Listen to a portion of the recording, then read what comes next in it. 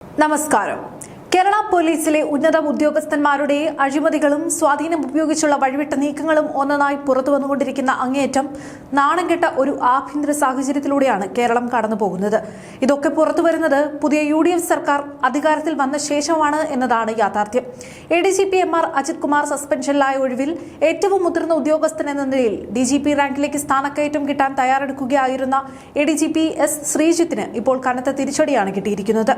Sreejith transport കമ്മീഷണറായിരുന്ന കാലയളവിൽ നടത്തിയതടക്കം 5 വ്യത്യസ്ത ഇടപാടുകളിൽ വൻ അഴിമതി നടന്നു എന്ന പരാതിയിൽ പുതിയ അന്വേഷണത്തിനൊരുങ്ങുകയാണ് ആഭ്യന്തര വകുപ്പ്.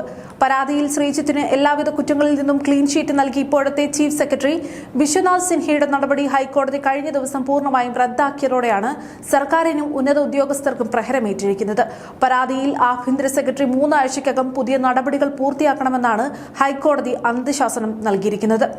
വളരെ ഗുരുതരവും പോലീസിന്റെ അന്തസ്സിന് തന്നെ കളങ്കമുണ്ടാക്കുന്നതുമായ ആരോപണങ്ങളാണ് ADGP S ശ്രീജിത്തിനെതിരെ ഉയർന്നിട്ടുള്ളത്.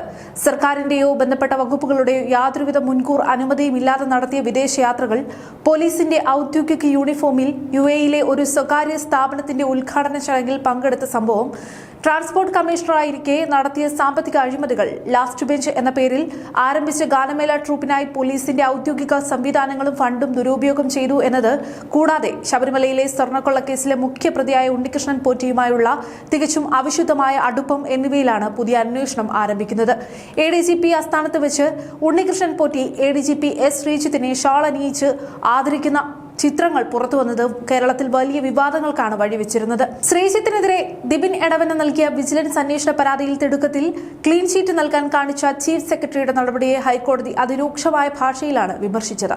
പരാതികൾ വ്യാജമാണെന്ന് ചൂണ്ടിക്കാട്ടി റിപ്പോർട്ട് സമർപ്പിച്ച ചീഫ് സെക്രട്ടറി വിശ്വനാഥ് സിൻഹയുടെ പ്രവൃത്തി നിഷ്പക്ഷമല്ലെന്ന് കോടതി വിലയിരുത്തി. ADGP-യെയും പരാതിക്കാരനെയും ഒരുമിച്ചിരുത്തി സംയുക്ത ഹിയറിംഗ് നടത്തിയത് തികച്ചും തെറ്റായ കീഴ്വഴക്കമാണെന്നും സംയുക്ത ഹിയറിംഗ് നീതിയുക്തമായ രീതിയല്ലെന്നും ഹൈക്കോടതി നിരീക്ഷിക്കുകയുണ്ടായി. ഉന്നത സ്വാധീനമുള്ള ഒരു ADGP-യുടെ മുന്നിലിരുന്ന് പരാതിക്കാരന് തന്റെ കയ്യിലുള്ള തെളിവുകൾ തുറന്നു പറയാൻ കഴിയില്ലെന്നും അങ്ങനെ തെളിവുകൾ നൽകിയാൽ അത്തരം തെളിവുകൾ സ്വാധീനം ഉപയോഗിച്ച് വേഗത്തിൽ നശിപ്പിച്ചു കളയാൻ ഈ ഉന്നത ഉദ്യോഗസ്ഥന് സാധിക്കുമെന്നും കോടതി തുറന്നടിച്ചു. ചീഫ് സെക്രട്ടറി വിശ്വനാഥ് സിൻഹ പരാതിക്കാരനായ ദിബിൻ എടവനയെ ദുർബല സാഹചര്യത്തിലാക്കിയെന്നും പരാതിക്കാരന് വിഷയം വ്യക്തമാക്കാൻ ശരിയായ ഒരു അവസരം പോലും നൽകിയിട്ടില്ലെന്നും കോടതി ചൂണ്ടിക്കാട്ടി. മുതിർന്ന ഉന്നത ഉദ്യോഗസ്ഥരിൽ നിന്ന് ഇതിലും ഉയർന്ന അച്ചടക്കവും നീതിപൂർവമായ പെരുമാറ്റവുമാണ് പൊതുസമൂഹം പ്രതീക്ഷിക്കുന്നത്. ചീഫ് സെക്രട്ടറി നൽകിയ റിപ്പോർട്ടിൽ തീയതി പോലും കൃത്യമായി രേഖപ്പെടുത്തിയിരുന്നില്ല എന്നും അതുകൊണ്ട് തന്നെ ഇതിന് യാതൊരുവിധ വിശ്വാസ്യതയും ഇല്ലെന്നും വ്യക്തമാക്കിക്കൊണ്ടാണ് ആ ഒരു ക്ലീൻ ഷീറ്റ് ഹൈക്കോടതി തള്ളിയത്. പരാതിക്കാരനെ വീണ്ടും തനിച്ചിരുത്തി കേട്ട് ആഭ്യന്തര സെക്രട്ടറി കൃത്യമായ നടപടി സ്വീകരിച്ച് 3 ആഴ്ചയ്ക്കകം റിപ്പോർട്ട് സമർപ്പിക്കാനാണ് കോടതിയുടെ കർശന നിർദ്ദേശം. പോലീസിലെ മുതിർന്ന നേതാക്കളും IAS IPS ഉദ്യോഗസ്ഥന്മാരും ഭരണപക്ഷത്തിന്റെ തണലിൽ എന്ത് തോന്നിവാസവും കാണിക്കാമെന്ന് കരുതിയ കാലത്തിന് തിരശ്ശീല വീഴുകയാണ്. കുറ്റവാളികളെയും കള്ളന്മാരെയും സംരക്ഷിക്കാൻ ചീഫ് സെക്രട്ടറി തലത്തിൽ വരെ ഒത്തുകളികൾ നടക്കുന്നു എന്നത് ഞെട്ടിപ്പിക്കുന്ന വിവരങ്ങളാണ്. ക്രമസമാധാനവും നീതിയും നടപ്പിലാക്കേണ്ട ഉന്നത ഉദ്യോഗസ്ഥർ തന്നെ അഴിമതിയിലും അവിശുദ്ധ ബന്ധങ്ങളിലും ആറാടുമ്പോൾ അതിന് കൂട്ടുനിൽക്കുന്ന ഭരണ സംവിധാനത്തിന്റെ ശൂന്യതയാണ് ഇവിടെ തുറന്നു കാട്ടപ്പെടുന്നത്. അജിത് കുമാറിന് പിന്നാലെ ശ്രീജിത്തിനും കുരുക്ക് മുറുകുമ്പോൾ പോലീസിലെ ഈ വമ്പൻ സ്ട്രാവുകളെ സംരക്ഷിച്ചവർക്ക് ജനങ്ങളുടെയും കോടതികളുടെയും മുന്നിൽ മറുപടിയില്ലാതെ തലതാഴ്ത്തി നിൽക്കേണ്ടി വരുമെന്ന കാര്യത്തിൽ യാതൊരുവിധ സംശയവുമില്ല.